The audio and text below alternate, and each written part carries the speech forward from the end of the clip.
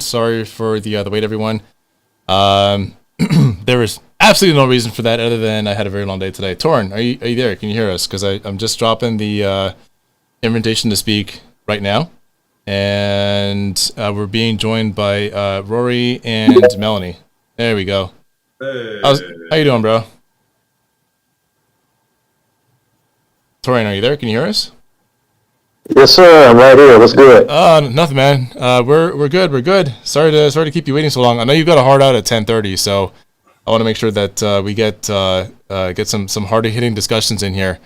Like, Yeah, it's all good, man. I was vibing out to that chill out music with the girl with the Spanish with the Asian girl with the cat. So it's all good.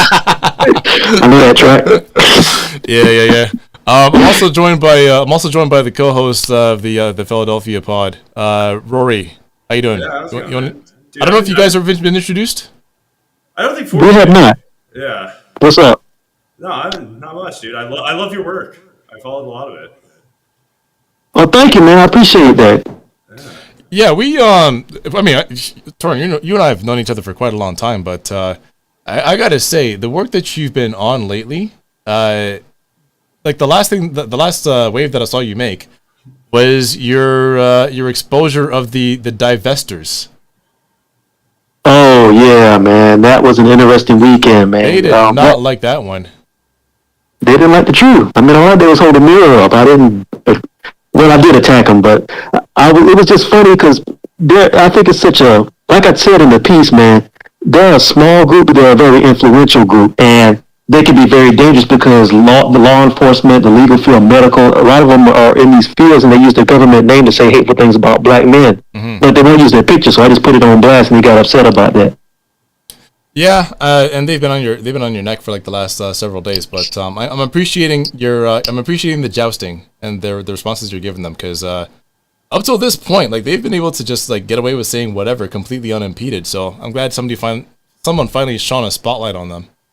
Well, that's the first attention they're getting in the real world, so that's what I running with. Yeah. So, but you've also been pretty critical of Black Lives Matter for longer than it was popular to do so. I remember seeing your critiques way back in probably 2016, 17. I think that's probably around the time that that you and I first encountered each other. But I remember way back then you were still pretty critical of the movement. Well, I was never critical of the movement, and there's a difference. The leadership, rather. Maybe that's a better way to put it, is the leadership. Yeah, it was more the organization. And the way I came to that was because, just to give everybody a quick background, my background is in journalism. Most people who follow me know that. At that time, I was filing stories for the Huffington Post. So I was in a lot of these cities where a lot of stuff was going on, Ferguson and other places. And the people I met on the ground were the people who were actually the people who brought that story to the national attention. There was people who were throwing rocks back at the cops, people like Sean, who was throwing like that famous picture to get that dude the Pulitzer throwing the tear gas back at the cops, people like that. Yeah. Those were everyday Ferguson residents, people who were either hustling on the street or going to work every day, and they'd had their backs against the wall, and they just finally had enough. And that situation where Mike Brown exploded nationwide. The people who were making the story were not the people who were talking to the news. That's the difference. The people who were talking to the news were the people who swooped into Ferguson and were able to co-opt that organization. People like the man in the blue vest, all the people with the Patrice and all these other people. That's what happened with that. Those are the people I critique because they were completely different than the people who were talking on the ground. So I've been critiquing that ever since. Yeah, well, tonight one of the things I don't know much about social justice, right? I don't know much about anything really, but what I do know a lot about is real estate. And I was not aware of because I haven't really followed the story up until recently with the mansion purchase. And oh man, was there a lot to say about this particular real estate deal? My God. Well, I'm gonna bow to your expertise on that because I don't know much about real estate at all, but I do know that I know that organization purchased a whole lot of it. But beyond that, I don't know. So what's your take on that? Oh, Uh, buddy.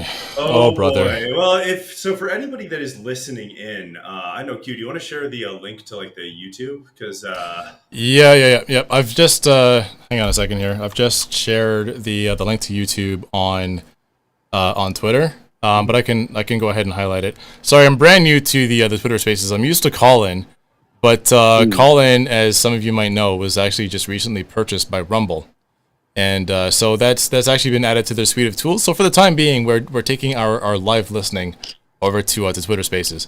But yeah, that all being said, I'm gonna go ahead and share the link that we've got to the YouTube channel. On top of that, I'm gonna go ahead and share the Rory, if you don't mind, pass me on the link for the real estate photos, because it is real bad. yeah, hold on. I will send this to you in the Discord real fast. Right. So here we can pull it up on the live stream. I'm about to pull it up. All Yep. right, here we go.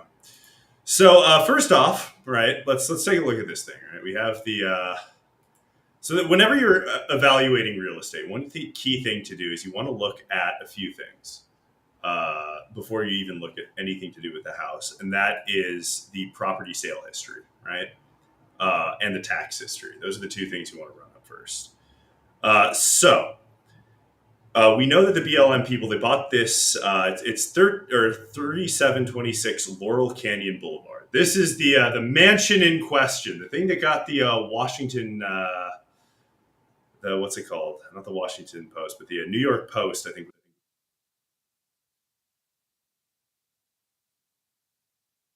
was the one Well, that there were wrote it, several. right? Yeah. The New York Post and then the New York Times ran with it. Yeah.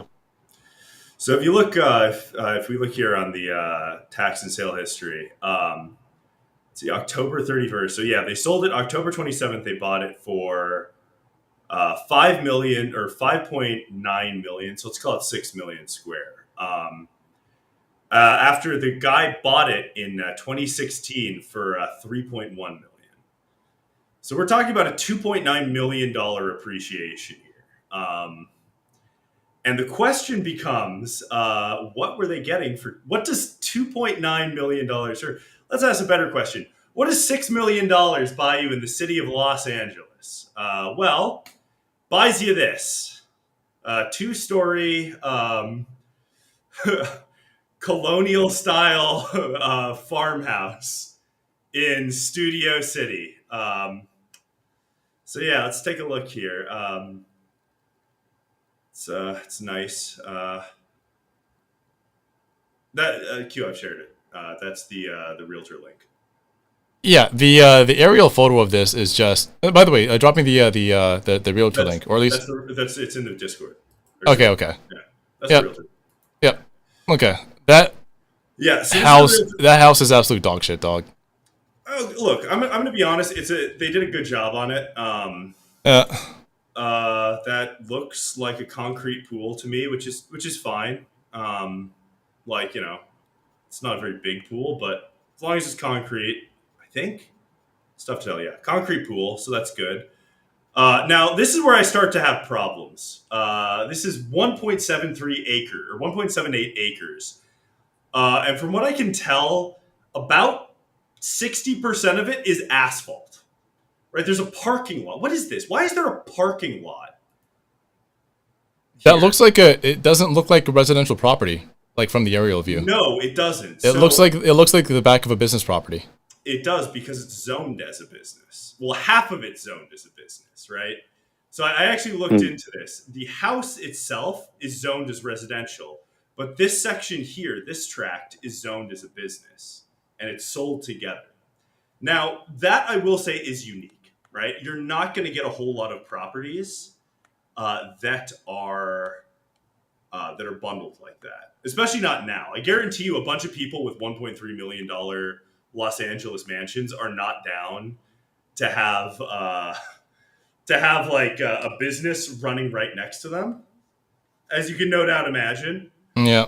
Um, but yeah, so this part is they call this a studio, a dance and film studio, which is what it's zoned for. That being Well, said, that Yeah. That's interesting. That kind of ties into some of BLM's philosophy. So that kind of tracks. Yeah. If living in a parking lot tracks with the philosophy, then that too, because this is what it really is. Like, you know that Chinese house where the guy didn't sell to the property developer, and now his house is just in the middle of like a parking lot. Yeah, like a highway. Yeah. Yeah, that's what this is like. It's got to be great, though. Let me tell you, LA, Melanie, as you no doubt know, LA is not known for being very hot, right?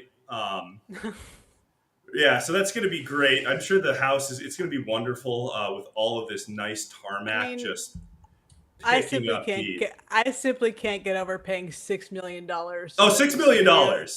in Don't worry. Studio City. Like, that's just like, come on, man. You can do Studio so much City better than is- that. You can do so yeah. much better than that in LA for that kind of money. Studio City is not the peach of LA. I'll put it to you like that. It is. It's not a bad neighborhood, I don't think, but it's not. It's not $6 million neighborhood. Lots of white girl magic. Let's put it that way. Yeah, that's great. I really like this play structure. By the way, when was the property? Okay, so the previous owner, right? Yeah. How long did they have that property for before it was flipped? Before it was flipped, it looks like there was the first owner bought it in March of 1993. Yep. For $24,000, that's special. It was then sold again in September of 2016 for $3.1 million. Now, looking at the tax history of this house, it doesn't appear. It seems like the. Sorry, Rory. It looks like you. Oh, there we go. Assessment. Rory. You glitched for a second. You want to repeat what you just said? Hold on. It's still saying that I'm glitching. I'm gonna come over there and hardwire your internet myself. See, I know it's not just me because I can see Melanie is like she's still got motion. No, I know. Yeah. Guys. Okay. Sorry. Go ahead, bro. Why is it so? Okay, this is really weird. No, internet in the U.S. is really bad. It goes in and out, even with a business connection. It's okay. We'll roll with it. Yeah. So if we look at the additions here, right? It seems between 2015 and 2016, the additions valuation jumped a lot, right? So I'm thinking that maybe they flipped it before they sold it. Is my thought. Because I'm not really sure. Whatever it is, the land appreciation, that makes sense because of the sale. But the addition appreciation is weird to me. But, yeah. So and here's the other question too. So all of the BLM like global network people, like the heads, Patrice Cullors and Alicia Garza and so on. As far as I understand, isn't there some sort of like discord between them about the running of this network and the ownership of these properties? Yeah. So apparently the situation is this. To the best that I can understand it, apparently Melina Abdullah, who was the woman who I got into it with on Roland Martin last week, she has broken away from the Black Lives Matter network, or what is it? The Black Lives Matter global network, which is the original group. And she formed a group called the Black Lives Matter Grassroots. Apparently she's suing them over some money that she says is owed to them for her work for her work when she was part of the leadership. That's what I understand so far. Now, from the conversation that we had last week, apparently the issue between them and the new group is that there were monies that were supposed to be allotted. I don't know exactly what for, but they weren't distributed out properly, according to her. So she broke away from them. But this comes after being very connected to the people in that group in the inner circle for like maybe 4 to 5 years now. But according to her, she was on the ground. But according to the pictures that we've seen, they were very close to the point that they were in, I'm assuming, in that house, toasting each other and talking about everything they achieved on the anniversary of George Floyd's death. So nobody knows You mean it's very hard. the anniversary where they're clinking champagne glasses and toasting to their success? Yeah, that was the 1 year anniversary of George Floyd being choked out and having a knee on his neck. That was the 1 year anniversary of that. Um, it's very murky and nobody can really understand what's going on because there's no real transparency. Apparently, I don't know this just yet. I'm trying to figure it out myself.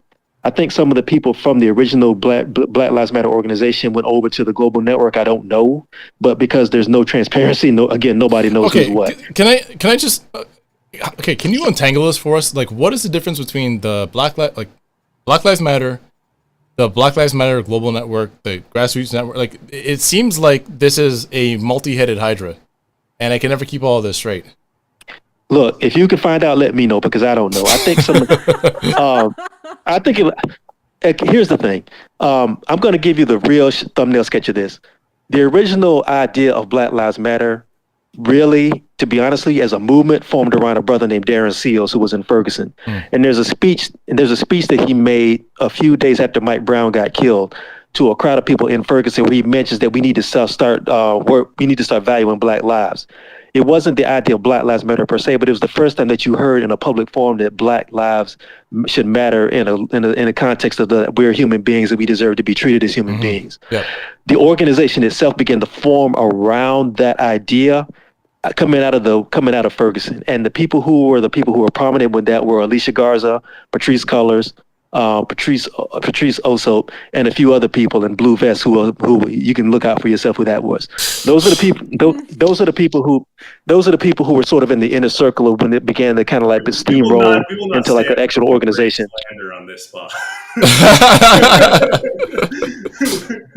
Either vest or D-Ray slander. I'll tell you a quick story. My first time going out to Ferguson, I had to meet the people who were on the ground, and I met them in a barbershop. It was like deep in the middle of the hood in Ferguson, and everybody welcomed me in. And somebody who was in the chair asked me, and they said this straight up, I swear to God, they said, "You ain't connected with that motherfucker in the blue vest, are you?" And it was like 20, boy. It was like 20 pairs of eyes on me, and I had to like, nah, I don't deal with none of them people, man. I came out here on the Hummer and stuff, and after that, everything was cool. So that should tell you what kind of reputation that dude's got in St. Louis. But anyway, to get back to the point, didn't Darren Seals slap him in the mouth? Yes, he did. Okay, but I'm not the person to tell that story, but I can put you in connection with the people who saw it up close. But I'm just saying, yeah. Sorry, go ahead. I'm just saying all that to say this. Again, the people who created that organization are not the people who were on the ground who created the movement. So to get back to tie this all together, I couldn't tell you who the hell was in the room about who was really created that movement, who was the leaders of it, because at first, remember, they said it was a leaderless movement.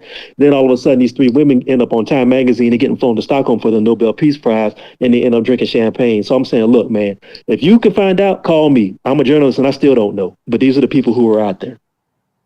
I got another question for you. So you had a conversation with Melina Abdullah, and as a matter of fact, I'm gonna play a little bit of your conversation with Melina because this is fascinating to me.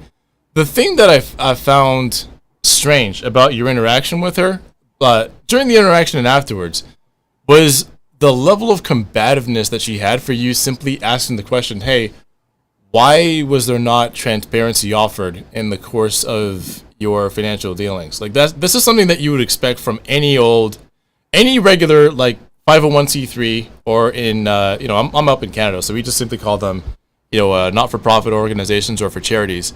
But transparency is a basic standard for any of these companies operating. And you asking the question, hey, how come there hasn't been transparency with the finances of this organization, and why is it that people are not receiving funds for family members that have been brutalized or killed? They're having to do GoFundMe's while your organization or the organization you used to belong to has absorbed all of this money. It was as if you had insulted her or given some sort of grievous insult to Black people by simply asking that question. Yeah. I didn't really get any kind of real answers outside of this scripted rhetoric, it sounded like to me. But it was really fascinating hearing those non-answers I got. And instead of actually reaching out to me or because you clearly could have gotten my information from Roland, or just reached out to me or shot me a DM. Yep. What I got was 2 days later this long rambling rant on Instagram where I was attacked without really giving my name, and basically threatening me to fight, and basically challenging me to a fight. Yeah, she sounded like she wanted to box. D-Ray too. Yeah, I've seen that happen so often, especially where it comes to to black people, whether it's professionals, media people, academics, etc. It seems as if like when black people have any kind of disagreement with each other in public, it's not simply a rhetorical disagreement or a political disagreement. People are challenging each other to fight. Like, I don't know, dude. Like, are you planning on fighting Melina Abdullah?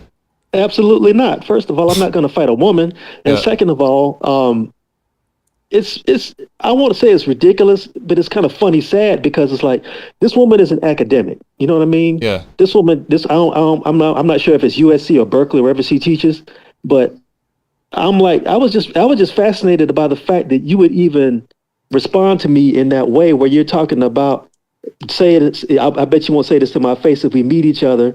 And on the top of the fact that you're saying that I'm not an actual journalist, and I was in Ferguson in 2014, and that was 9 years ago, when I've been there 5 different times, and people can vouch for me. Yeah. And I just thought it was just hard for me to wrap my head around, because it was so nonsensical and it was so far-fetched that anybody who's supposed to be educated would even respond to this. I didn't really know how to react. You know, it was wild. Yeah. Well, I will play. Sorry, I was gonna. Sounds Go ahead. Melina was doing the eye in sign language. Oh, there you go. What you know about that? What y'all been telling this group? Torian, I have successfully Kevin Samuels pilled these people. Yeah, he's my favorite. He's gotten us both Kevin Samuels pilled. So what's going on? I love him. Shout out to the FBI. Yeah. Okay. Torian, I'm gonna, just for the audience's sake, I'm gonna play part of the conversation that you had with Melina on Roland Martin's show. Just give me 1 second while I go ahead and screen share. Sorry, guys. Sorry for the wait. There we go. To have this conversation for a while. We're 9 years deep into this now. Ever since Ferguson started, there were brothers like Darren Seals and people who were on the ground who would call out some of these things, and he got silenced. There were people who were close to the people who were connected to the ground who talked about these issues, and he either got silenced or they either got marginalized or pushed completely out the way. Nobody said anything. And all of a sudden, after people in other cities have said had these conversations as well, again, nobody said anything. Nobody had anything to say until all of a sudden the story came out about $90 million and nobody said anything about, and people saw houses and mansions getting built. So my question is, what's happening now to make people so upset about the leadership that people weren't listening to 9 years ago, and why is it, what's happening today? Sure. So we're actually stepping into 10 years. Black Lives Matter was birthed July 13th, 2013, which is the day that George Zimmerman was acquitted in the murder of Trayvon Martin. So we've been doing this work. Sorry about that. There's just slight connection issues on my end. People like me who've been on the ground since day one, who were people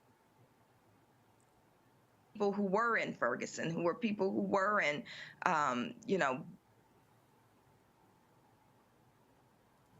that you saw uprising, right? Who were people who were just regular folks. I would say play. That's where the real gloves came off. Yeah. So anyway, it goes on like this for like 2.5 minutes. It's just like rambling non-answers, right? I love this rationale. Like, because I was there in the beginning, that somehow makes me righteous. No, it doesn't. Yeah. You didn't start a hustle. Like, doesn't mean anything. It's utterly meaningless. Maybe if you spent a little less time in Ferguson and a little more time in real estate school. Maybe you spent a little more time knowing why show furniture is bad. Yeah, and why, like, the island in your kitchen, the countertops matching is good, but the wood species also should match, if not just the color. Okay, hold up. So I've also got the I've got her. So after your appearance on Roland Martin's show together, Melina Abdullah also had a lot to say on IG Live, and the excerpts were captured in a pretty lively monologue. I want to say that I feel like Melina Abdullah and Kamala Harris have the same pharmacologist. I'm gonna leave it at that. Can I get her the same plug? Oh, They got the same plug. All right, here we go. Ours, by which I mean she threw up in her mouth. The point of this longer than expected live is to say, middle fingers to toxic men, because they're mostly men, who come at us and say that we can't. Oh, hold on. Before we go too far with this, hey Torin, are you there? There's the G. Yeah, I'm right here. Okay, so have you noticed the sign language? Have you noticed that yet? Mm-hmm. Oh yeah, I noticed it. I saw it from the jump when I heard, when somebody sent me the live. Yeah. How do you answer the toxic male allegations? Oh man, that's really easy. First of all, that's a smokescreen, as you said. Yeah. But the way to respond to that, and the way I plan to respond to it, I know several women who were inside of the Black Lives Matter network who have already said publicly that they got screwed by that organization, and they got marginalized and they got ignored the exact same way. It's just that the men. It's just easier to rally the troops by saying toxic masculinity and using those buzzwords, because the minute you start talking about misogynoir and toxic masculinity and patriarchy, you automatically have a built-in audience whose ears get perked up because it automatically triggers something in them that makes you look like this. It's like the Winter Soldier activation code.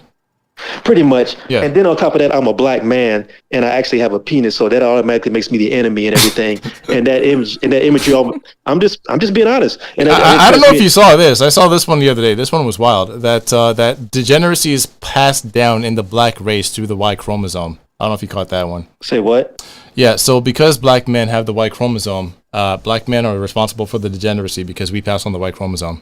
That was an actual take I saw on Twitter. From Stormfront, or where did this come from? A divester.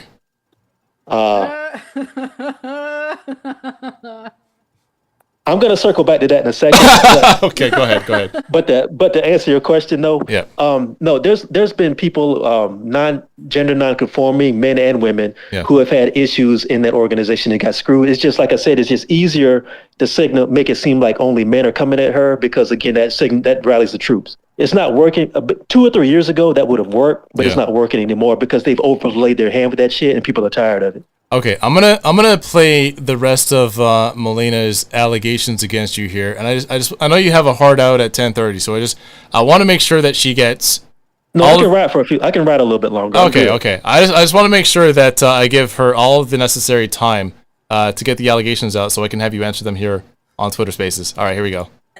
Eat cheese and olives and drink champagne like ever, right? Like, if you do, then you must not really believe in the movement, not really be about business, not really be about doing the work. And also, I want to question you. I ain't never seen you on no front line. You talking about it. You're a journalist. What do you do other than hop on Roland Martin and talk shit about people? Sorry, mama, that just came out.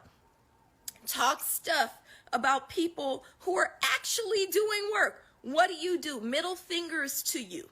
Middle fingers to you. I dare you to come out in the streets and say it to my face. I dare you, because you ain't never been in the streets. You talking about you were in Ferguson. Fool, I was in Ferguson. And Ferguson was in 2014. That was 9 years ago. Where you at now, homie? I dare you to come out every Wednesday to the End Police Association's rally. I dare you to come out and say it to my face and see what happens. I dare you. I'm not afraid of you and your Twitter following. Nobody's scared of you, right? Nobody. Okay, so a couple of things real quick. Hold on, couple things. So one, Torin. Mm-hmm. Yeah. First of all, how do you respond to the fact that she has middle fingers up for you? I would have rather she just told me to fuck you like a normal human being or something like that instead of trying to dance around the issue. That I can understand. You know what I mean? Just say if you don't like me or you don't like what I said, just say fuck you, motherfucker, or something like that. This is ridiculous. Middle finger sounds like something a new black academic would say, so I'm not surprised. Number 2, Torin, are you from these streets? Are you from these streets like she's from these streets? I grew up in Jacksonville, Florida, in the middle of the 90s. Okay. When Jacksonville had the number 3 murder rate in the country, it was higher than Chicago and New York put together. And I'm not saying that to say that I was out there doing a bunch of shit. Yeah. But I got, for lack of a better term, and I hate saying it like this, but I got, how can I say this? Out of the group of young boys that I grew up with, at least 30% are dead off rip. Mm-hmm. The other half of them have been in and out of jail, you know, and the rest are like working minimum wage jobs outside, maybe for like a handful of us that managed to leave and do other stuff. And Torin, maybe you misunderstood the question I'm trying to ask you here. Okay. I said, are you from these streets? And by these streets, I mean the University of Southern California. Are you from Cal State streets is what I'm trying to say here. The closest I've been to California State is flying over it. Okay.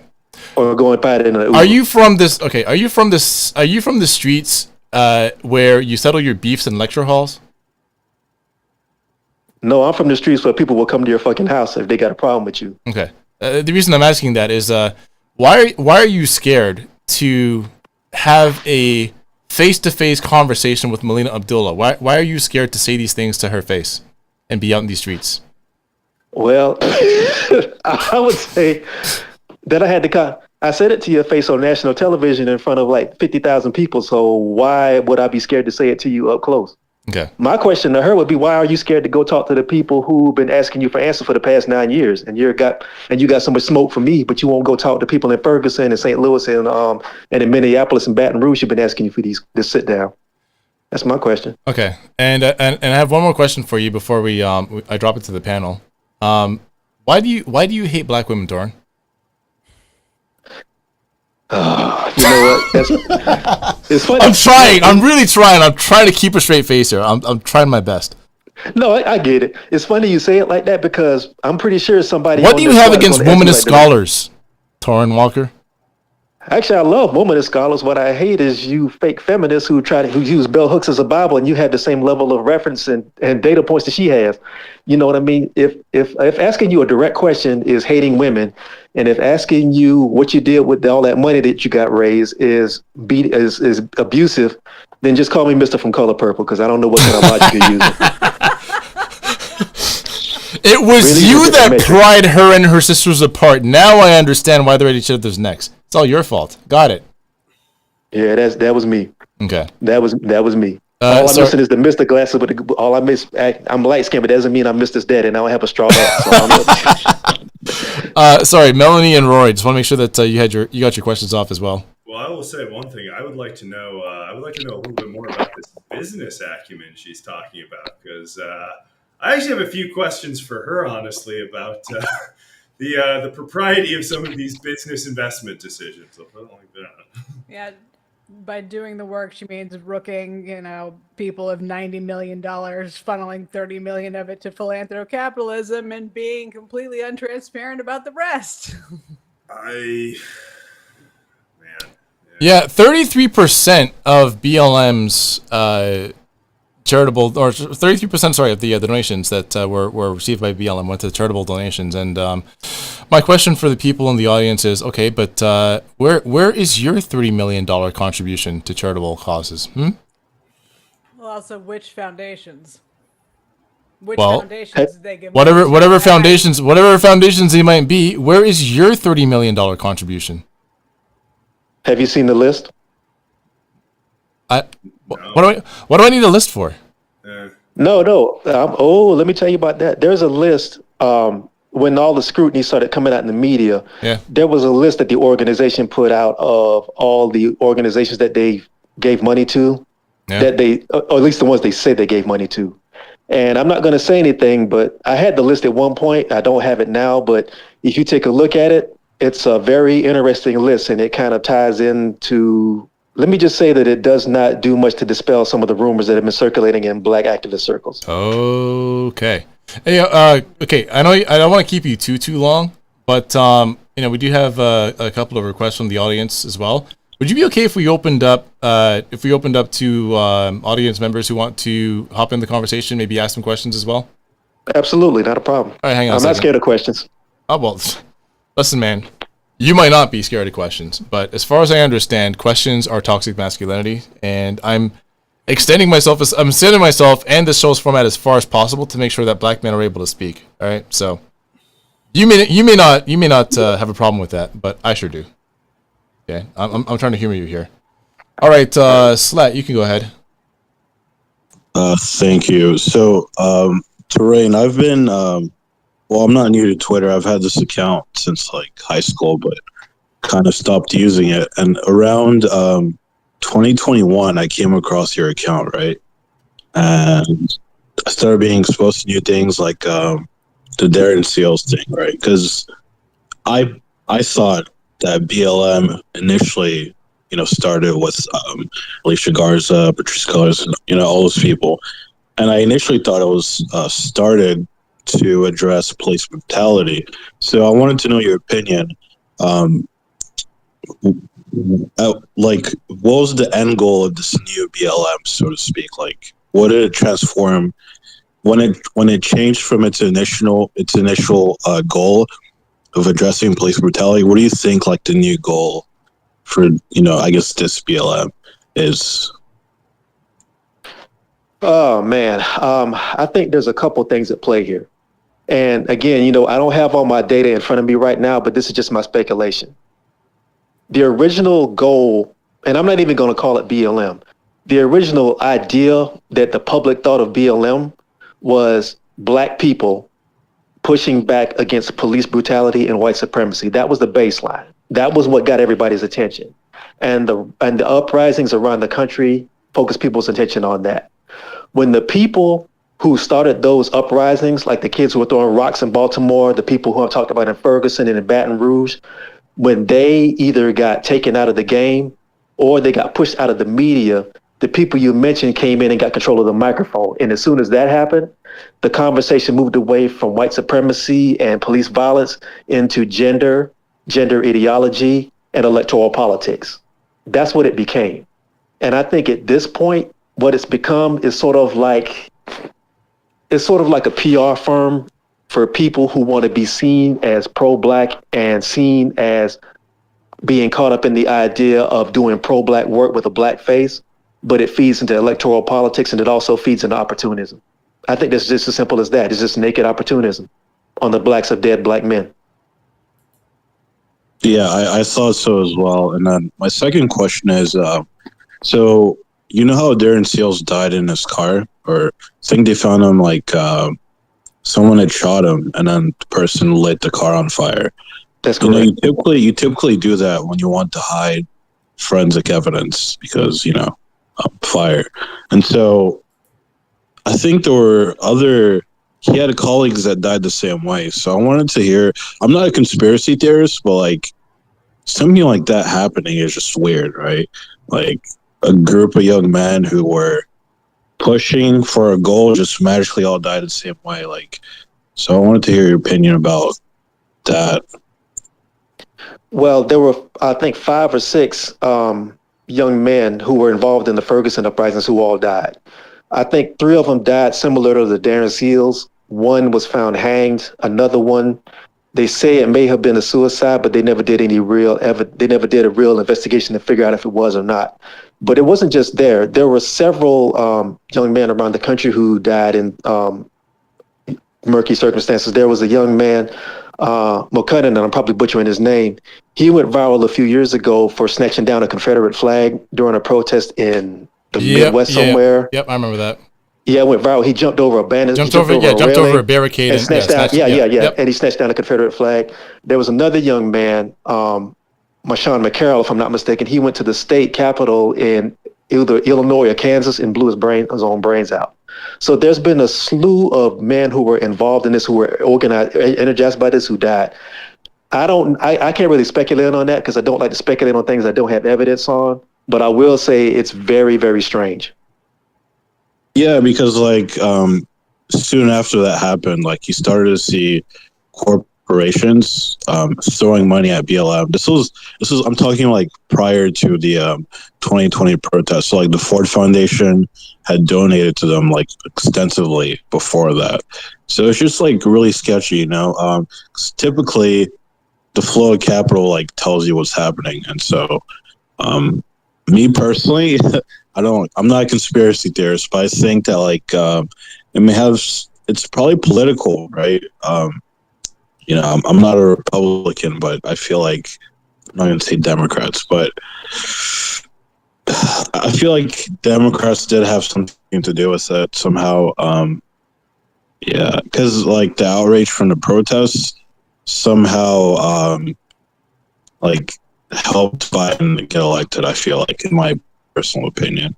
But again, I'm not a Republican. You mean to tell me that you don't think that Congress people kneeling in kente cloths was what got Biden elected?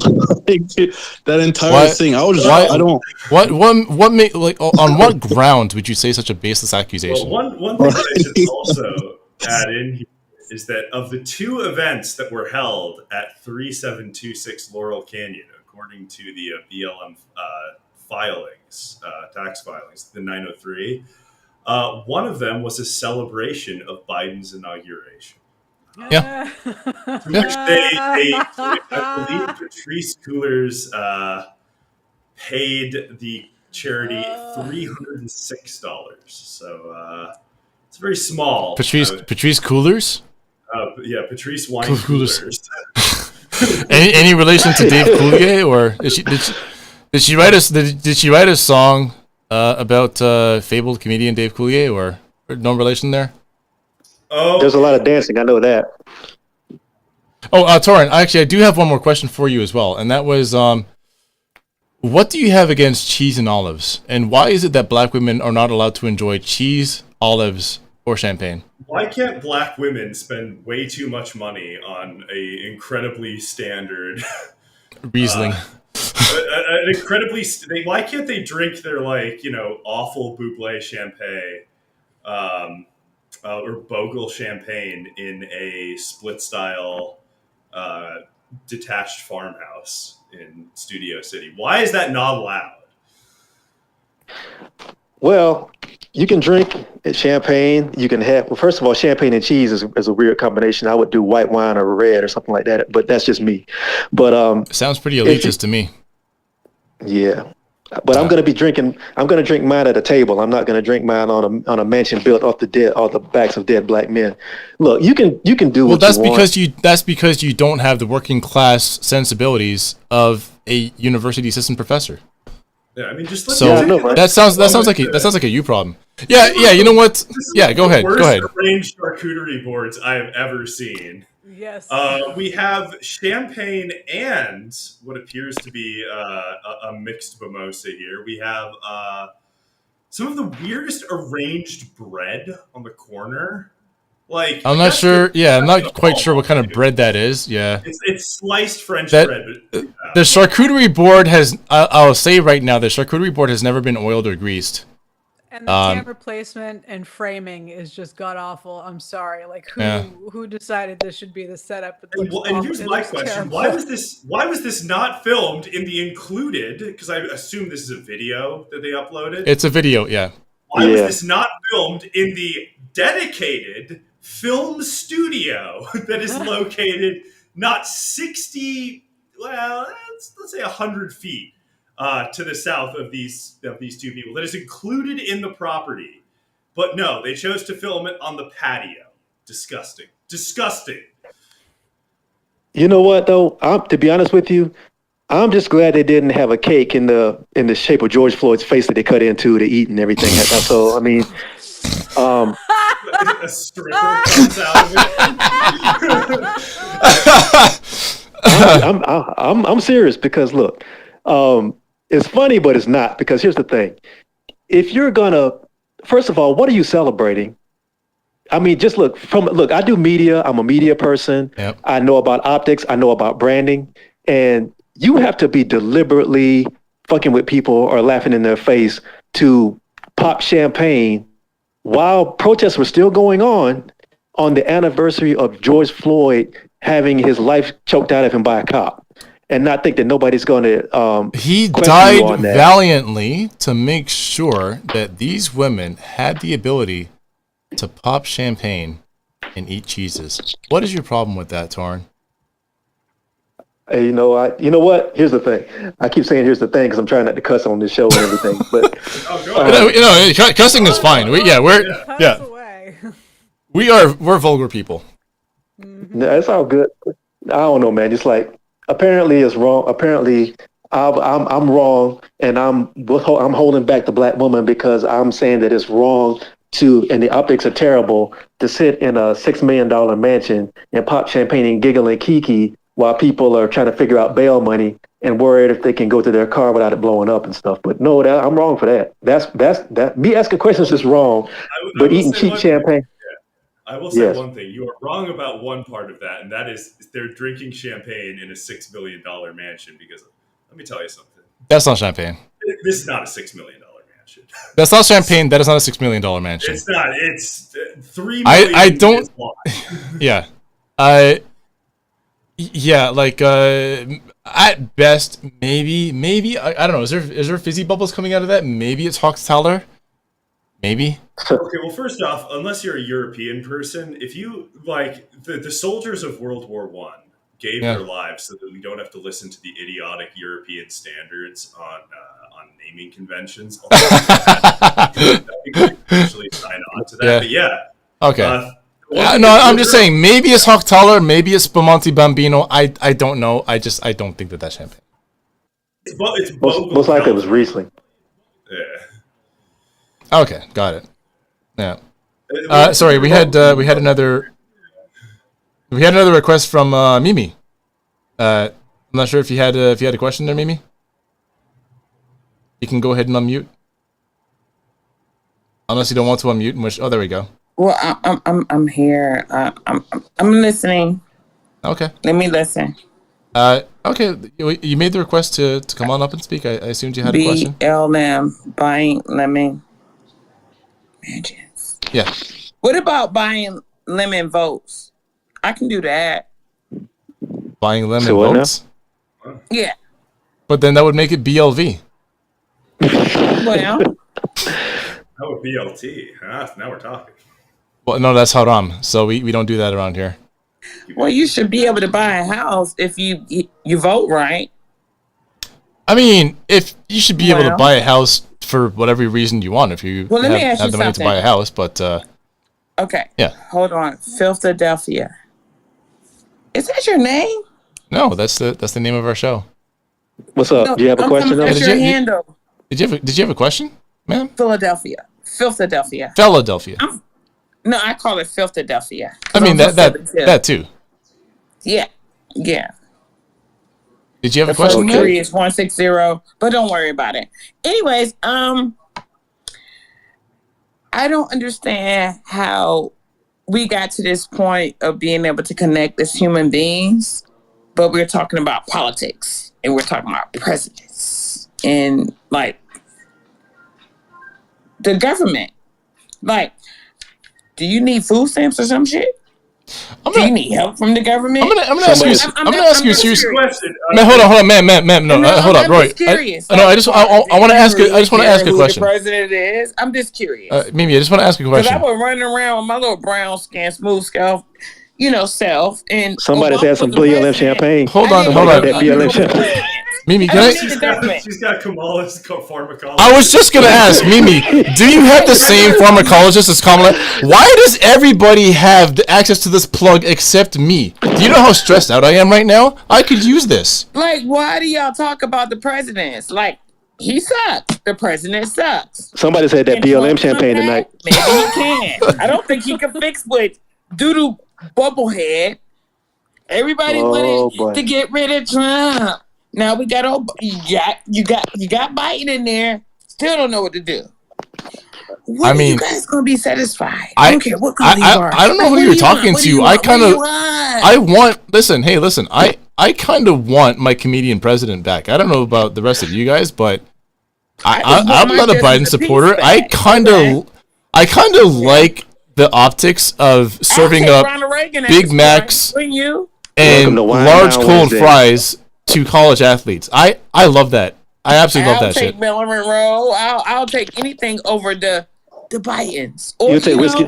You'll take whiskey on the rock straight. You all right, sis? Well, I'll take Abraham Lincoln. I already told my husband, and I'm married. If Abraham Lincoln come and knock on my door, I'm leaving. I told I'm leaving. I mean, if Abraham Lincoln came and knocked at my door, I would leave my house too and conduct this. He ain't white, though. I would have the house exercised if it was. Thought he was white the whole time. Nope, he's But- mixed. Nope. Okay. Ooh, boy, what's happening, man? He's a patriot. Well, thank you so much for your contribution. That's ethnicity too. I appreciate your contribution, Mimi. Good God, why does everyone have access to this plug except me? Hey, it doesn't even matter anyway. I'm not allowed to take drugs, but whatever, dog. It seems like I chose the worst possible moment in time to take the shahada. Anyway, Torn, before you gotta go, are there any other? I'm good. I'm good. I thought I had something else going on, but I'm good for we can ride out. Okay. Good. I actually wanted to I wanted your opinion on something else because there's another topic I wanted to get into tonight, right? And that's have you seen the trial of oh my God, I'm about to call him Terrence Rudolph, but it's absolutely not his name. The trial of the former football player right now who's up on murder charges in West Palm Beach, Florida. My hometown, by the way. Yeah, I know what you're talking about. Yeah. The situation where the girl, she was swinging on him pretty much, and then she called her brothers and said that he was attacking her. That's right. Sorry, it's Travis Rudolph. His name is Travis Rudolph. Mm-hmm. Okay, all right. So, Melanie, Rory, are you two familiar with this trial? You've been sending me messages about it, but yes, because of you, Q. I don't know how familiar you are. I sent you tweets. I don't know if you've looked into it. At them. I did. Okay. Okay. So for the sake of the audience, I'm gonna go ahead and pull up. I'm gonna go ahead and pull up a story on the murder trial for Travis Rudolph. And the long and short of it is that a former college football player, and I believe he was drafted to the NFL, wasn't he? Mm-hmm. Yeah. Okay. All right. So he was dating a woman by the name of Dominique Jones. And by the way, Dominique Jones, while he was dating her, was married. So he got into an altercation with Dominique Jones while entering his house because what she alleges was that he was cheating on her, and the cheating took place, or the infidelity took place while they were on a break from their relationship that was happening while she was married. She, after the altercation took place, texted her brother, and in the exchanged messages, the messages that were exchanged during their interaction, she says, and I quote, "Go shoot up his shit." So her brother and another man pulled up at Rudolph's house, and the physical altercation eventually turned into gunplay. He went into his house, pulled out a firearm, and shot both men, killing one, killing her brother. All right. A little bit of background on this guy. He was a wide receiver at Cardinal Newman, which, by the way, that's a high school that I would have gone to if I was Catholic, because it was right in my area. Excellent football player too. He caught for 2,311 yards and 18 touchdowns with the Florida Seminoles from 2014 to 2016. He was with the Miami Dolphins practice squad. Played with the Winnipeg Blue Bombers in the Canadian Football League. Right after they found out about the murder charge, he was released. So he no longer plays wide receiver for the Winnipeg Blue Bombers.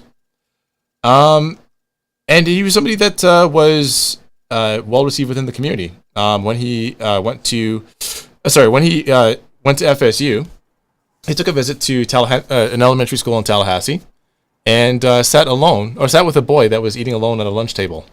You know, so he was a widely loved figure. And yeah, unfortunately, because of this altercation, his life took a severe left turn. But the thing that really caught my attention about this trial, there's two things. One, I thought Florida had your stand your ground law. I thought the whole the whole reason that I thought the entire reason that Trayvon Martin's killer George Zimmerman was acquitted was because of the Florida stand your ground law, which basically means that if you find yourself in an altercation, you have the right to escalate it to deadly force to protect yourself if you believe that your life is in danger. Rudolph was charged with one count of first-degree murder and 3 counts of attempted first-degree murder in connection with the shooting that killed Sebastian Jean-Jacques. That's Dominique Jones' brother. The other part was Dominique Jones herself. During her testimony, she said that she didn't intend for her brother and his friends to hurt Travis Rudolph when she texted him, once again, to shoot up his shit. And she said that she admitted on the stand that she broke his PlayStation and called him a broke bitch when the confrontation got outside of the house. And if you haven't heard or seen that testimony, I can go ahead and play it for you just to make sure that we're all caught up. You guys good with that? I mean, he shot 39 times. Yeah, that's. I mean, here's the crime. In my eyes, the crime that took place is poor grouping. Yeah, I'll put it to you like this. Yeah, I wouldn't. You gotta be. Look. You gotta spend more time at the range, my guy. You gotta spend more time at the range. Any more than about 4 or 5 shots, and you are getting into very dangerous territory if they're not shooting back. I'll put it to you like that. Yep. You gotta be. Yeah, like that's not going to get covered under stand your ground, and I think that's what they're going for. And to be honest with you, like prosecutors can be really shitty like that. Honestly, like there's a reason why a lot of people that have guns have firearm insurance, and it's or like self-defense insurance. It's for reasons like this. Yeah, it's a tough one. Well, let me. Torin, yeah, sorry. I wanted to ask you your thoughts. Oh man, I got a lot of thoughts. Being as I'm a Florida native, I know the lay of the land politically in Florida, and I also know the culture down there, even though every place has a different culture. But when you're talking about stand your ground laws, those laws are for white men. Yeah. Period. That's not to say that black men have been able to get away with self-defense or they've not been charged. It's just that if you are a black man and you look like you may have some sort of potential to come out of the box that they have set up for you in Florida, which is either sell dope or play ball if you're not already signed, then that makes you a target for racists, and it also makes you a target for people who are jealous, and it also makes you a target for women who see you as a meal ticket. And it sounds like all 3 of those situations are at play here. What do you mean by women who see you as a meal ticket? Just what I said. Women who see you as a meal ticket. I think with this, I think you're dealing with that, and you're also dealing with. Do you honestly believe that black women are capable of deceit, Torin? I think anybody's capable of deceit, including black women. They're not immune from that, just like anybody else is. Okay. But I also was she not faithful to him during the course of this relationship? She was married, right? Did she not have a reason to be upset? She was married, correct? What's that got to do with anything? She was faithful to him, wasn't she? No, I'm asking the question. Do you know what the dealings were with her husband? I mean, for all we know, she could have been celibate with him. Nah, I doubt that seriously. I think what it is like, first of all, if you're married, you're married. And second of all, if you are married and you're still dealing with this dude, you're dealing with him because you see him as a way out of whatever situation you're in. Mm-hmm. And if you feel like that's going away, you're going to try to do anything you can to keep that. But if you're a complete idiot, what you do is when you feel like your position is going to be threatened and you don't want to deal with accountability, you try to bully that person into staying with you, which doesn't make any sense, but we're not using logic here. So you end up with a situation that we have now. Honestly, to be honest with you, dude should not really have messed with that chick from the jump because she was married. And I don't know what kind of mentorship he had around him, but my father told me don't stick your dick in crazy. And if you don't get that lesson when you're very young, it's a hard thing to learn when you're 23 and 24. That sounds pretty misogynistic, dude. I mean, isn't it a problem? Doesn't that seem like a problem to you that we simply describe women as crazy when we're really trying to say is passionate? I'm not describing women as crazy. I'm describing her as crazy, and crazy women exist. There's no way around that. You can call it what you want. Okay. There's crazy ass people out there, and there's no rhetoric there's no book that you can flip through to try to explain it except for the DSM-4. And your best bet is to get the hell away from that. But I'm to be serious though, I'm very sorry that this young man's life has been destroyed because of this. But the bottom line is, man, you got to be very, very, very careful who you deal with, especially if you have a skill or a potential that can take you out of the situation you're in. A lot of people are not going to let you leave. I have the some of the testimony from the court that I'll let you listen to, and I want to get your reaction as well as the reaction from anybody else in the audience that has a comment on this. But I think this is very important because, as we know, all black men are trash, and if he's in court, there's got to be a reason for it. You know what I mean? No. I'm trying to be serious here. I'm really don't derail me. I woke up to the news yesterday that the Federal Bureau of Investigations and several municipal police forces across the United States were singling out and prosecuting black men in the Black Panther Party for self-defense because they were trying to protect black women from these abusive rape beasts. Right, so. I'm just gonna ask. I'm gonna ask for you all. Why are you on Twitter, dude? I'm gonna ask for you all to show a little bit of respect. A little bit of respect for the people that have sacrificed so much to put up with us for so many centuries, from slavery all the way forward. Okay, as a wise man once said, the best we deserve is a butcher knife to the neck. Okay, I'm gonna ask for a little bit of respect here. All right. Just give me 1 second here. I'm gonna go ahead and play the. I'm gonna go ahead and play the testimony from the trial. Look up in the sky. It's a bird. It's a plane. He never raised a hand and touched you, did he not? Yeah, he was raising his hand the whole time, like grabbing me. Oops. And he never raised a hand and touched you, did he not? Yeah, he was raising his hand the whole time, like grabbing me, pushing me back. Yeah, the whole time. Okay, so did he punch you? No, he didn't punch me. Did he slap you? No, he didn't slap me. Did he pick up any objects and hit you over the head with them? No. So, why'd you want to smash his car window? Like I said, it wasn't intentional. I was just throwing things because I was upset. And when you were throwing things, you were also screaming things at him, like you were going to send your brother Keyshawn over to kill him, right? Never, ever, ever said the word kill at all. Okay, so 4 men showed up at his front door. And you told both of them that Travis had picked you up and slammed you to the ground, right? Yes. And that he had disrespected you. Yes.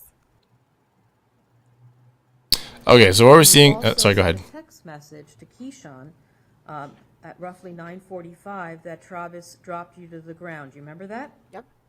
And in response to that text message, Keyshawn sent a group text message to you and Tyler Robinson that Travis is a dead man walking. Is that correct? Yes.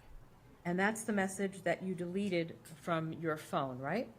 No, I deleted the shoot his shit up message. And you also deleted the dead man walking message. Oh, I'm not sure. I don't remember if I did or not. So you really weren't making a living as a real estate agent, right? No, but I do have a mom and she's a medical assistant, so. Okay. And you were living with your mom? Correct. Right? You had a conversation with a man about marriage, and you're still married to Andre Chusang. Is that correct? Correct. So you lied to Travis. You misled him, did you not? Travis never asked me if I was married. You know, I think it's so cool how modern women still expect men to do all the work for them. Like, she just called up her brothers and was like, "Yeah, can you come beat this guy's ass for me?" It's like, No. Let's get it correct. She asked them to go shoot up his shit. yeah. And Why are you as a man going to fight for a woman like that? oh, okay. So it's all protect black women until it's time to kill a guy for cheating on a married woman. I don't even think that counts as cheating, to be honest. That's not cheating. What's your response to that, Torin? Like I said before, man, you know, like my father said, don't stick your dick in crazy. There are some women for whom accountability has the same effect that a cross has on a vampire. Slat, you can go ahead. And sorry, I saw a couple of other requests, but the hands went back down. But if you wanted to hop up on the panel, please feel free. Yeah, I was just wondering, you know, just be honest, be completely honest, because I recognize this voice. Are you Turkish or Persian? I'm not gonna, you know, Who, me? say Myself? Yeah. Am I Turkish or Persian? No, dude, I'm Jamaican. No. Okay. No. So you're not who I think you are. So there's three hosts on this the panel. There's myself, there's Rory, who goes by White Janissary, and then there's Melanie, who goes by Benzo Stray Dogs on Twitter. None of the above are Turkish or Persian. However, Rory does have a historical grievance because his people. Right. Turkey's fine, dude. Never mind. I thought you were someone else. All right. Oh no. None of us are Turkish or Persian. Good luck finding your Darius, man. Yeah, man, I'm gonna be real with you. This is not the first time that a prosecutor is like throwing a really stupid case. I don't know. It's tough to say. What's kind of going here, but I can tell you that most likely it was the number of shots. Yeah. And so the question really comes down to, I don't know why they brought this. Honestly, it does seem a little silly. One thing is that one of the guys did have a gun, and the question, one of the men present did have a gun. Yeah, and the question is whether or not there was a gun pointed at. Because now it appears that one of the guys that died was the one with the gun. And the question is whether or not... Well, the guy who died was her brother. Yeah. And I'm looking through this. Prosecutors say only one of the four men was armed during the confrontation at Rudolph's home and that he never pulled the handgun from his pocket. Rudolph said he saw Jean-Jacques point a gun at him.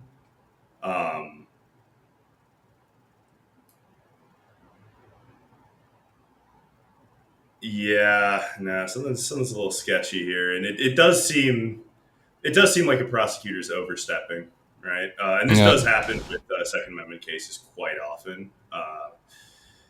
I can tell you for the fact that the minute they saw 40 shots fired, they immediately were on like a completely different spectrum. Yeah. If they see 40 shots fired, that they're going to pursue a criminal case. One guy, they posted that video of the guy shooting, the guy was like kicking down his door. Yep. And there were people bitching about him shooting 2 versus 3 shots, which is just so. Like, yeah. Here's okay. Do you remember the Do you remember the case of the? Do you remember the case? And this is going somewhere beyond just hey, let's talk about the Travis Rudolph case. I think it does point to a bit of a larger issue. I promise I will button hook back on this. Do you remember the gentleman that went to go pick up? And I believe this was in Florida also. I correct me if I'm mistaken, but he went to go pick up his son. To take over his part of parental custody from his ex-wife. And she was giving him the runaround. They got into an argument and an altercation with her new boyfriend present. The boyfriend goes into the house, retrieves an AR, comes back outside. They get up in each other's faces, and then the ex-husband, who was there to try and pick up his son, was shot dead in front of his family, like in front of his mother. The child, as I understand, was also present as well. So he died basically trying to pick up his son. So my question is, why aren't more men dying for these hoes? I mean, I mean, look, like if he had shot the guy 40 times, I don't know if we'd be. I mean, the gentleman that went to go pick up his child, he was shot. I believe like it was like 2 times. He got dropped immediately. There's another warrior philosopher that had some pretty wise words on the matter. A man by the name of Tupac Amaru Shakur. I'm just gonna play for you real quick. What his thoughts are on the matter, and you tell me if you agree or not. All right, just give me 1 second. I'll go ahead and screen share this with you.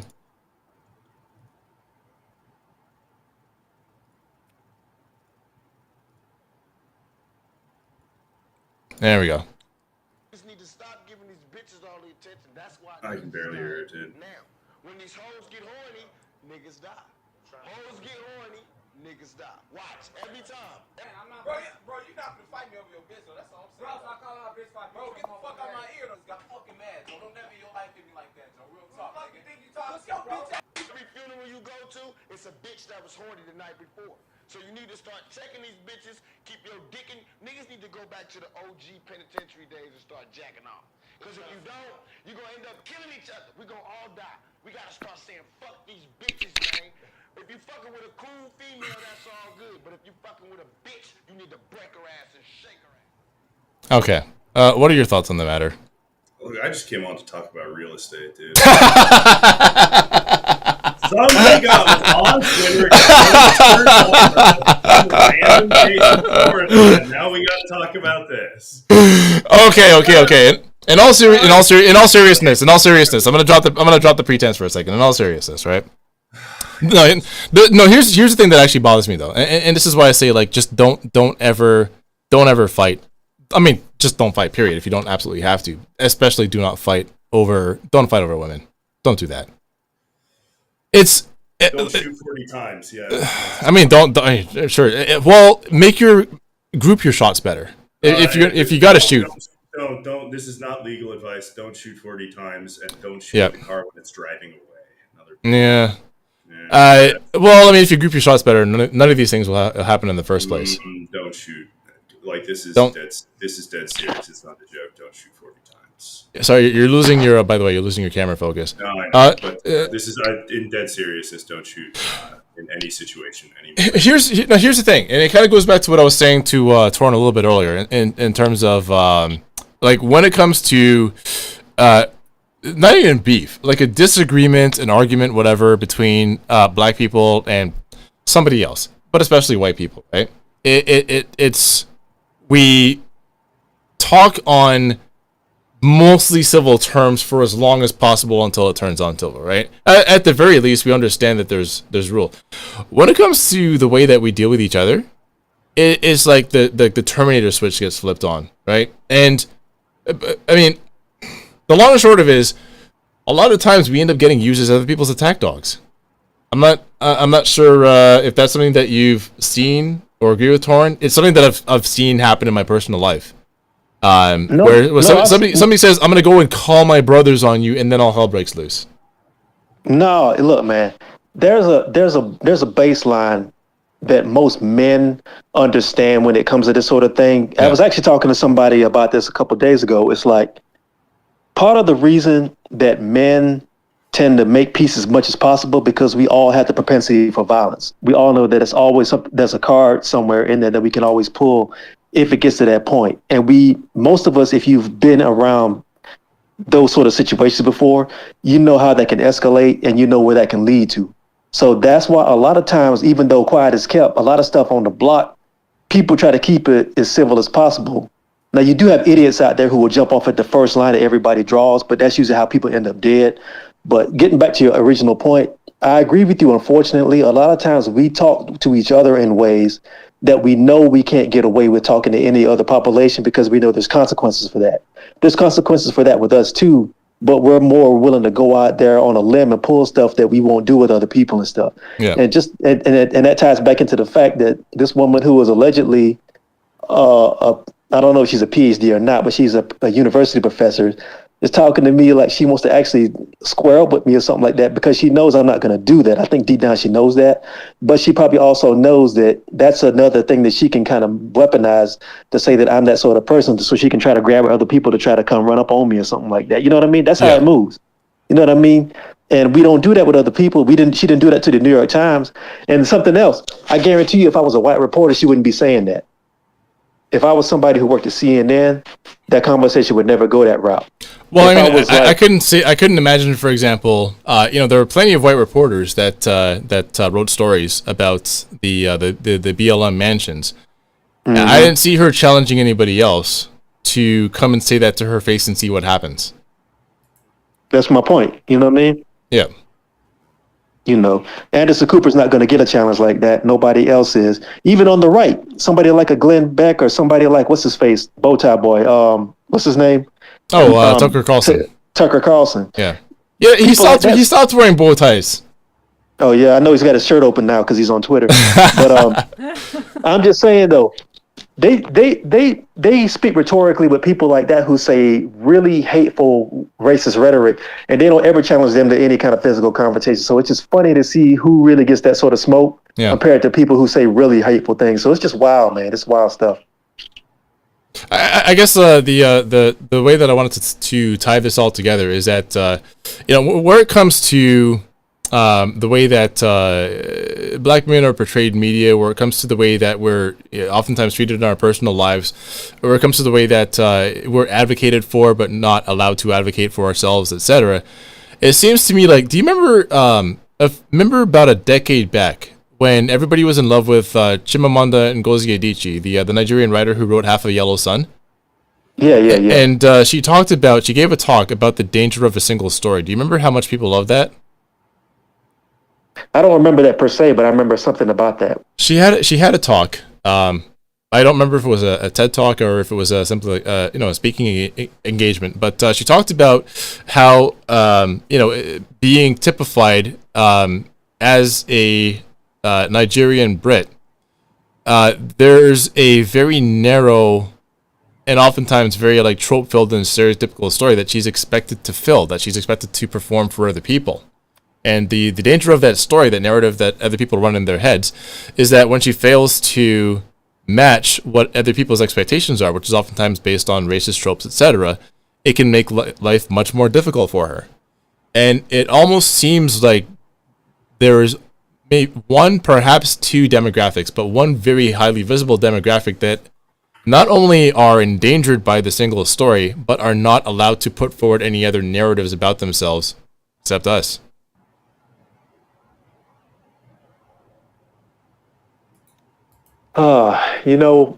Look, when it comes to politics, and when it comes to, especially in these academic and activist circles, which has pretty much become blended now,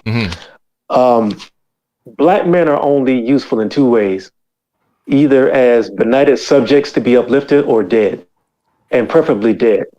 Right. Because when we're dead, then everybody can make a show of mourning over your dead body.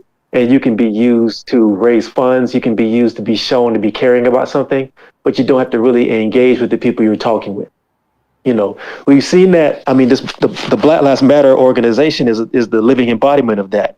You can be shown to be performing anger and rage at white supremacy when it kills us, but you have nothing for us when we're still living and walking around and able to speak for ourselves, and to the point where, if you are a man and you speak for yourself, then you're part of the problem, because the people who are supposedly marginalized can't build a platform off of speaking for you.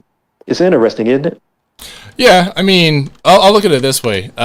It was weird to me. I don't know if you caught this as well, but the GoFundMe. First of all, the fact that a GoFundMe even had to be raised to bury Jordan Neely, that is the man on the New York City subway that was suffocated to death by Daniel Penny. Jordan Neely. Yeah. Jordan. Yeah, I had mentioned his name, but Jordan Neely, the fundraiser for his funeral and for support of the family, it's reached only $150,000. Mm-hmm. And the fact that he even had to have a GoFundMe in the first place was a little bit wild to me, because where was Black Lives Matter to step in and support his family? Well, Crystal isn't going to pay for itself. Okay, fair enough. And then on the other hand, a Give Send Go campaign for the man who murdered him, Daniel Penny. It's up to, and I'm looking at this right now, $2,812,708. Mm-hmm. So you can actually get rich being a white man, but you can also get rich being a gender nonconforming or a black woman or pretty much any other type of black person. You can get rich off of a black male dying. But you as a black man don't have those kinds of supports. Jordan Neely was highlighted by multiple social service organizations in the New York City area as somebody that was in need of mental health support, and somebody that was was a high risk for whether it's acting out in public, somebody that's at a high risk for being homeless. It seems like he fell through the cracks, and every social services organization in the city failed him and his family. But the man who killed him gets rich. The people that fundraised off of the back of the murder of George Floyd and Breonna Taylor, but George Floyd as well, and pretty much every black male prior to that. We're talking about like Eric Garner, even Trayvon Martin. It seems like everybody enriches themselves off of our deaths. I guess the question is, well, what is required to break that chain and to change it? Honestly, to be frank with you, man, I don't know. I don't have the answer for that. I think what does have to happen is, unfortunately, or fortunately maybe, people who actually really do this work are going to have to get more media savvy. And you're going to have to really start vetting the people who come to advocate on your behalf. Mm-hmm. You have to look at it from a realistic point of view. A lot of times, the men who get killed in these situations, they come from obviously lower income families. You're not coming from you're coming from families who 2 or 3 generations of them have had to work day to day just to keep food on the table and keep a roof over their head. They're not thinking about what the long-term effects of who comes to advocate for them for. These people are just grieving. Mm. And when you're grieving and you're not thinking, unfortunately, you become vulnerable, and you can become prey to opportunists.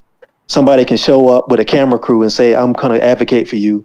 I'm going to tell your story. But you don't have time to think about who these people are, to really vet what their background is. You don't have time to think about, okay, how is the story going to be told? How am I going to benefit from this? And you don't want to think about that because you don't want to be seen as profiting off your loved one's death. But at the same time, the people who are coming are absolutely thinking about how they can profit off your loved one's death.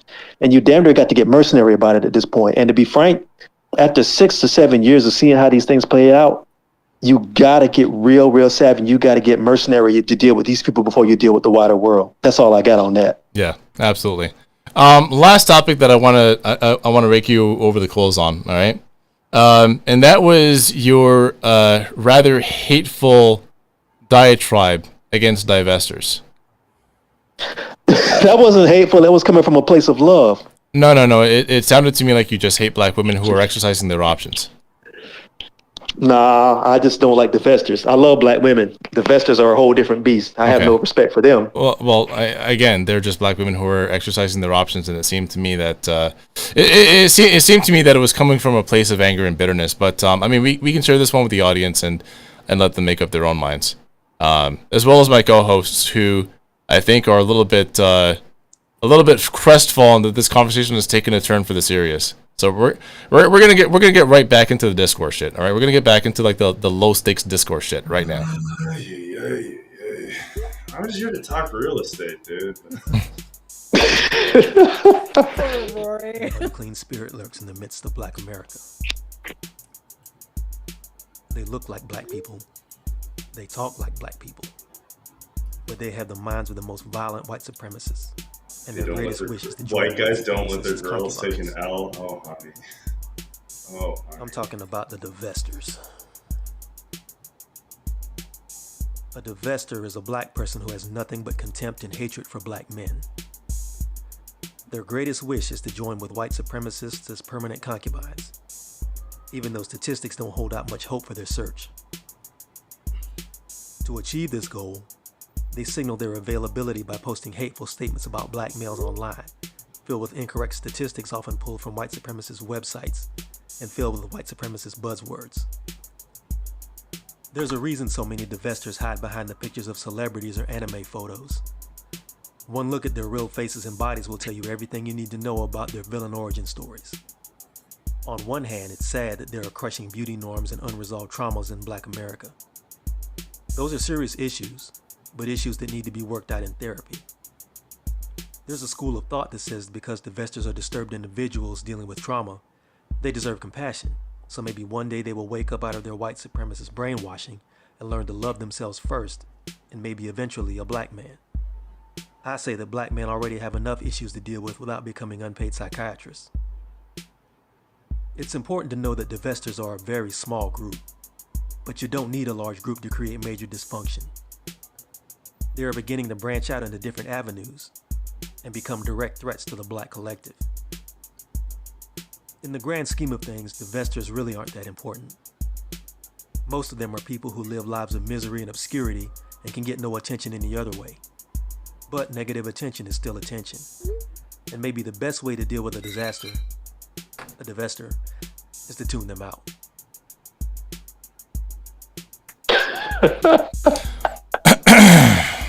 Okay, Torrin, I just want to say that I have very, very much enjoyed you trolling the divestors with your PFP clip from this video. That's a good one. Okay, so I'm actually a little bit upset about this. Okay, all right. So, when you say that they have profile pictures that look like this, Torrin, what do you have against black women who like anime? Oh, I love black women who love anime, but I have absolutely no use for divestors because I want you to show your real face. And every time one of those people has been exposed, everything falls. That right sounds a lot like into lookism and featureism to me. No, that sounds like reality. That's what that is. Okay. What do you have against black women who are simply expressing their upset? They're expressing their trauma that black men have inflicted on them by not picking them, by not choosing them. Nah, don't you know what it's like to be lonely and unloved? I've had those moments, but you know what I did? What's that? I went outside, and you know what else I did?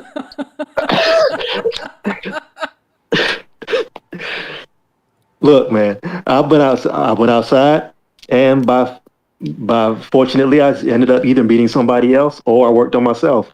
It's not about hating black women, and it's not about attacking women who love anime. I live in Atlanta. I know lots of women who do both. Yeah. What I was attacking was people who hate themselves, first of all, and they think because turning their backs on what they look like and hating every man who looks like them and shares their skin tone, they're going to find a better option going somewhere else. And statistics show that you are playing with fire when you do that, because first of all, people can smell desperation. And second of all, if you look at the numbers, if you look at the statistics when it comes to online dating, as I said in the video, best of luck. That's all I'll say. Let me ask. Yeah, so go ahead. What were you saying? Your other co-host who said she loved the fact that I was trolling them with the clip. What'd you say? No, I loved it. It was cracking me up. Been cracking me up for days. No, because here's the thing. When I put that video out, I really kind of put it out sort of tongue in cheek, but I was kind of serious because I was tired of seeing it. Because these things were going viral like every other week, where somebody would say something like "Black men deserve to die," and "I'm going to get a white boy because they know how to treat their women," and it would get thousands of likes. So I'm like, you can say they're trolls, you could say maybe they're bots, but the fact that they were getting so much play felt like I needed to address it. So I put the video out. I did that on Monday. Everything went dead, and for some reason, I think it got onto some divestor group chat. And before I knew it, every 5 minutes, I was getting hit up with people who were saying you're trash and you hate black women and why can't black men and women explore their options? And I was trying to respond at face value, And then when I realized that they were trolling and I saw the pattern, they were all had anime photos or they had Rihanna or Beyonce photos. I'm like, let me cut this clip up real quick. And for instead of me wasting my energy and wasting my valuable words, I'm just going to show every time you do that, I'm just going to run that clip. And I got more anger out of those people by me running that clip than I did the whole weekend. It was insane. Okay, well, I mean, I do have I have a response from somebody. Can I add one thing? Sorry, go ahead, Rory. Go ahead. The thing about divestors, the solution to divestors, I think the real problem here is that white guys aren't being bad enough boyfriends. I think we really need Yeah, you guys need to step up. You need to step up your. Oh, game. we're going Dutch on the first date. Like, Dutch. No, she's paying. What are she's you got to pay. about? Yeah, she's got. I forgot my credit card at home. Oh dear. Rory, this could easily be solved by white guys growing a spine and asking women, "What do you bring to the table?" Just yeah. But here's the thing. Here's the thing with that. It doesn't matter what you do. It does not matter. The only thing that matters is that you have white skin, and no matter what behavior you display, they will go along with it, and they will make excuses for it. So you can do whatever you want, but the investor will still stay with you, and it doesn't matter. A black man has to crawl through 10,000 hoops, fight her father, kill an alligator, and then go out and raise $10,000 overnight and bring that back to the house, and you still won't be enough. That's how the investors think. So matter of fact, you don't even need a car. Tell her to come pick you up and tell her, and matter of fact, don't let her in the house. Just sit on the curb. You may not even have to have a house. Just sit outside, tell her to come pick you up and pay for everything the whole day, and she will gladly do it. They would play Kevin Samuels every day. Can I ask you to? Okay, I've got this. I have a response that I actually did want to ask you about. Okay, and how you respond to these allegations. This is from 36 Shades of Pink. Okay. Username at 36 Shades of Pink on Twitter, who said, I'll just set this here. And the title of the comment is Dusty Nig Cells, and it has a biohazard symbol right next to it. And so you know she's serious. I have a lot of things to say because these dusty Nig Cells are really trying to tarnish the divest movement. Other races of males are building infrastructures, while these ugly, dusty Nig Cells are always making videos and tweets hating on divestors instead of being good members of society. Trying to compare divestors to white supremacists is a huge reach. They are not the same and have two completely different ideologies. I do not care about black males or white supremacists. They can both kiss my fat black ass. These black males truly don't have the brain capacity to understand the divest movement and the reason why it was made in the first place. Where is this energy when black males were constantly slandering, dehumanizing, degrading, and enforcing negative stereotypes about black women and girls in media, or even before divestors were even a thing? You want black women and girls to ignore the misogynoir, statistics, colorism, and the disrespect we get from black males, which is very scary. Divestors not showing, she's got a typo in there, showing their identities, and hiding behind cartoons and celebrity pictures is for safety reasons, since black males like to stalk, dox, and harass divested black women. Go be productive instead of creating stupid narratives about divestors. Dusty Nig Cells claim that divestors are not important, but they get triggered by divested black women so easily. The biggest threat in the black community is black males, and the statistics prove that. Not once have black males been held accountable for their shitty behavior towards black women and girls. Rory, how do you respond to those allegations? Torin, how do you respond to those allegations? Oh man, what day was that? What day was that sent out on? This was tweeted on the 26th of May. So that'd have been Thursday. So that'd have been the day before Memorial Day, right? Yes. Yeah. My first question is, if you're so happily divested, why aren't you off with Chad at the park having a picnic instead of getting into my mentions on 4:00 in the afternoon asking me dumb questions? That's my first question. Okay. As far as the rest of it, that's interesting because if that's all true, let's just for the devil's advocate. No offense. Yeah. Let's just say this is all true. We both know the devil doesn't have enough help, so please, feel free. If that's all true, then why has the partner that you've chosen created spaces for you to feel safe? If these other men are off building empires, as you say, and as this woman says, and they are defending everything, how come you haven't found somebody to defend you as an individual? That tells me that they may not have actually found that. They haven't necessarily found that right person yet. And why are you shaming them? Do I have a Yeah. Netflix documentary for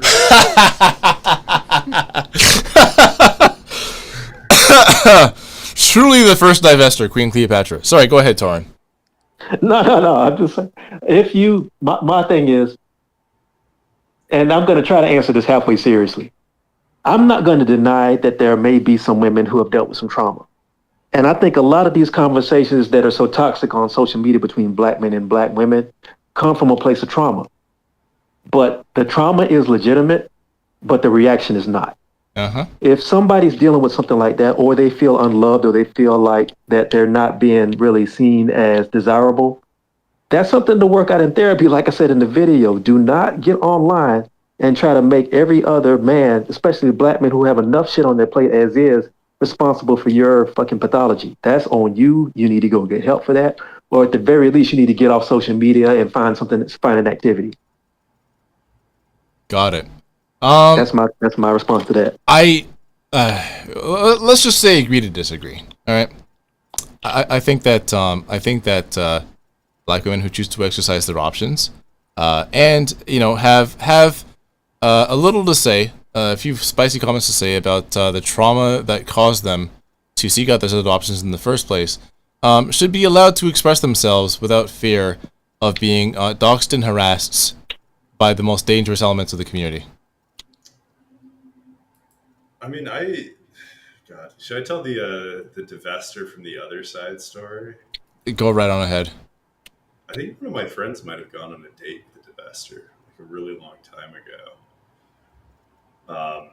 It was like he went on this date with this girl, and he was just like, I didn't know what to say because she was being like super racist, and she was black, and I didn't know what to say. Like I was just sitting there, like you're not allowed to say that. No. What was she saying? Because we did talk about this. Yeah. He never really. She was just going off about like black guys. That was it. Like he was just like sitting in there, like, dude, what the hell? Like, what am I supposed to like?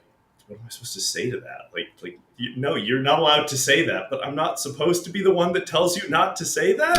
Like, he was so confused. He was not being a good ally at that moment. Dude, honestly, I was like, we both thought like, oh, she must just think this is how white people talk. Like she must just be like, just like, oh yeah, like what are white people really into? Racism, dude. I got it. Like this is. Well, I mean. It's a good bet, but like it's like we're just like, oh, like she must just think that like all of us just talk like Leonardo DiCaprio in Django Unchained. Django Unchained. Like what man? What dude? Like he was just like, dude, like, I don't even know. Because that's the thing, like I feel like that's not going to help you get. Like, first off, if you're gonna like look for like a white supremacist guy, like he's not gonna date you. Like, what's wrong with you? And second, every other white guy is gonna be like, yo, there is no fucking way like I can be seen associating with this person. Like, she might be able to say this really out of pocket shit, but I can't be seen in any way like conforming to this opinion. I'm gonna get fired. People are gonna yell at me. Can you imagine like? My boss, like taking her to like a lunch at work, like a work function, and she's like, "Let me tell you a little bit about like the dangerous." Let me tell you about these dusty nig cells. Yeah, because dude, all they're gonna do is look at me and be like, "What has he filled her mind with? I've done for you." It's like, hell no! If I'm gonna be fired for racism. At least I should be the one being racist. What the hell? I don't even get to be racist and I'm getting fired for racism. Get out of here. Racism, you're getting clapped from your job because of racism by proxy. Yeah, it's like I lost going on Tucker Carlson's new Twitter show. Just like, yeah, Tucker, I lost my job because my insane wife was super racist. And by the way, she's black. Yeah. Yeah, and it's like the whole time it's like Tucker's like tell me what she said, and you're just like laying out just the most insane shit, and then it's like, wait for the picture, wait for the picture. Bam! Oh, You man. know what? I almost wish that would happen so the rest of the world could see this pathology out there. But you know what? There have been cases of, I think there was one case that was really prominent in South Carolina at one point, I think a couple years ago. There was this interracial couple, a black woman and a white guy. And the black woman wanted to do race play with her husband, and the husband wouldn't do it. Oh, I remember that. She physically attacked her husband to the point where the cops getting called, and they ended up going to jail. Yep. There is a Torin, hang on a second. Was that actually a divester, or was she just testing him to see how far his ally card goes? I don't know what the hell that was, but I know the cops got called. And my thing is this: there's some very disturbed motherfuckers out here. There's no way around that, and they come in all colors and they come in all genders. But I'm just saying that there is very much a thing where there's people who feel like this, but the majority of the vesters, and I'll stand on this, the majority of this stuff is just wishful thinking because their personalities are so jacked up and their physical presence is so unappealing that nobody's coming to see them. And the only way they can get any sort of attention is by going online and hiding themselves and, saying hateful things about black men because they know they're going to get cussed out and they know they're going to get checked. And I think it's almost sort of a humiliation kink that a lot of them have, because it's sad. On the one hand, it's funny. On the one hand, it's sad because it's like they really subscribe to this idea that any attention is better than no attention, and obscurity is the worst punishment they can endure. It's sad. It's disturbed, but it's sad. That is, And that's why my video made them so mad, because I just basically pointed out their obscurity and that they don't matter, and they've been mad as hell for the past 3 days. I think they kind of calmed down because I think the Sizzler opened up, so they're focused on that, so they're not really thinking about me at this point. I mean, I'm not really sure how to respond to that one. I will say though, I will say, and I'm gonna be serious for a second here. Torn, you were doing yeoman's work out there. You're doing God's work. This made so many people mad, which is, on its own not the hardest thing to accomplish. What is really hard to accomplish though is to make people so mad that your response to them when they troll you causes them to block you. Like, you've actually made them so mad that they've spontaneously combusted online. That is not a very easy thing to do. You triggered the fuck out of these people, and I gotta say my my hat's off to you, metaphorically. You know what? It was I like I said, man. You can never predict what's going to go viral and blow up and everything. I guess it just hit the zeitgeist at the right time. But it was after a while, it became amusing to me because there were so many people, and they all fit into the same damn categories, either celebrity photos or anime pictures. And all I would do is just post that clip, and they would either go into complete hysterics and meltdown, or they would just block me. It was almost like that. It was almost like that scene. Remember the Good, the Bad, and the Ugly? Yes. When Clint Eastwood and Eli Wallach are running this scam where he turns Eli Wallach in for the reward money. Yep. And the first time you see it in the movie, it's like he wraps his up on the back of the horse and he's selling it, and he drops him off in front of the sheriff, and he goes, "Oh, one bastard goes out, and the two more come out." It was like that. Yeah. It was exactly like that. Yeah. Hey, look, he's giving him the birthday money. Look at that bastard. The next thing you can do is teach white guys about hair discourse. That's oh my god, dude. Divestors back to the fold, I think. Torin, listen, dude. I made the mistake of not shutting Rory down immediately on hair discourse. So now he's on some white boy magic. Listen, yeah. I've said this before, and I will say this again. All right. White people have spent the last 5-6 years listening to people make fun of us for our peeling skin, stealing your lips, stealing your asses, no, like, no ass. You don't lotion, you don't wash your legs, you don't season your food. Shit and the whole Things, by the way, hold on. Things, by the way, which I have eaten.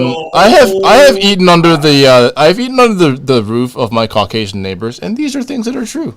And the whole time you're wearing someone else's hair on your head. Jesus Christ.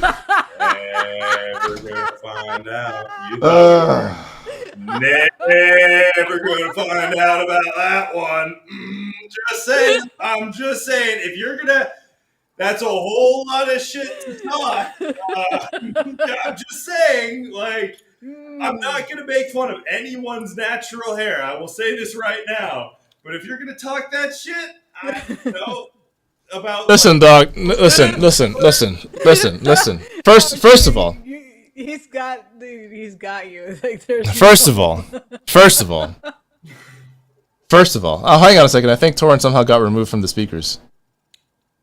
No, I was gonna say first of all, how dare you? Second of all, don't you know that texturism and featureism and lookism, which is propagated both by white supremacy and black men, because black men may say that they prefer black women to have natural hair, but we all know they're lying. Can I just okay, say, so yeah.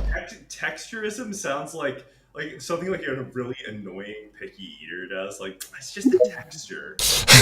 That's what texturism sounds like to me. You know what? Listen, dog. I've never even heard of texturism until like last year. Texturism. Last year, maybe 2 years ago. I have no idea where that one came from. Lookism sounds like an offshoot from people who misuse the term male gaze. Lookism, that was Lookism. Oh, dude. Like, we could have a whole show about like the fat phobia movement. And stuff. Oh, we'll get on to we're not going to start that one now. We're going to, because we're almost done for the night. We'll get onto that one another day. But I will say this. This is the one thing that just throws me. All right, is how we've been talking for the last 20 odd years about food deserts. And I'm somebody that lived for several years right across the Ambassador Bridge from Detroit, Michigan. Detroit has like one of the worst food desert crises in all of America. I also stopped by Buffalo, New York last year after the shooting on the Top supermarket to interview local people, talk to them, get a sense of how the community will rebuild after that. Buffalo's also another city that's got a massive problem with food deserts to this day. This has been a conversation that's been going on for a solid 2 decades now. Here's my issue.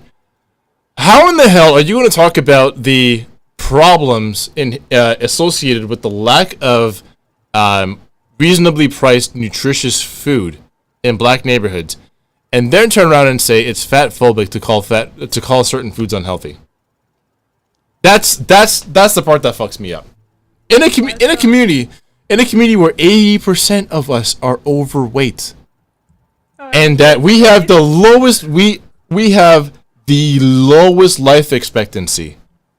We die in our 60s. Listen, if I'm not working out and I'm not eating well, based on my family history, I will not make it past retirement age. I will not make it past the age of 65. Just based on family history. All right. So it actually throws me when on the one hand we want to talk about these socially induced systemic and structural problems, and at the same time say, well, yeah, but you can't talk about food as being unhealthy because it's fat phobic. Oh, it's escalated beyond that. I've seen people straight up say that if you diet, you're fat phobic. So. Well, yeah, I've gotten that. I've literally gotten that one too. I was told I was fat phobic for talking about intermittent fasting. Torren, are you back with us? Yeah, I had a phone call that came in and stuff and they kicked me out and everything. No worries. I may have to run it a little bit though, but let me see. What time is it now? It's like 11:47. Yeah, it's almost like quarter to midnight. We're about to wrap up soon. And as a matter of fact, I didn't want to get into this conversation because that'll take us another 3-4 hours to unpack and for me to troll everybody about. But did you have any parting words before you go and before we wrap up? No, all I gotta say is, and I'm gonna be serious for a minute. All you can do if you are somebody who is black and you're trying to figure out your way in this world and you're trying to figure out activism, please, please, please do not automatically trust people just because they say they're coming to help. You got to ask, if you have to ask 1,000 questions, ask 1,000 questions. If you don't like the answers you get, then basically start pushing back against these people. And I see you change the place to divestors. All I'm going to say about divestors is I want them to get some help. And if you can't get help, for the love of God, be the hell quiet and shut up and go happily be off and try to divest as best you can. That's it. Bad. Rory, Melanie, any comments before we go?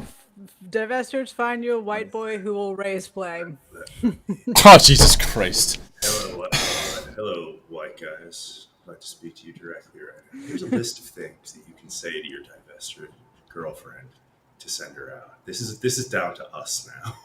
So there's a whole list of things you can say because we haven't been hitting them the right way. Like we gotta find something to really get on them, right?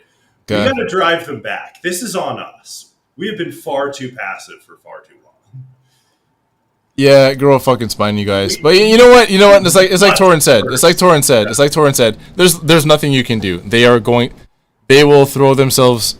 Listen, all you have to do is be a white guy in their presence, and the sky will darken with thrown panties immediately. It's just the way the world works. It's unfortunate. There's not much you can really do about it.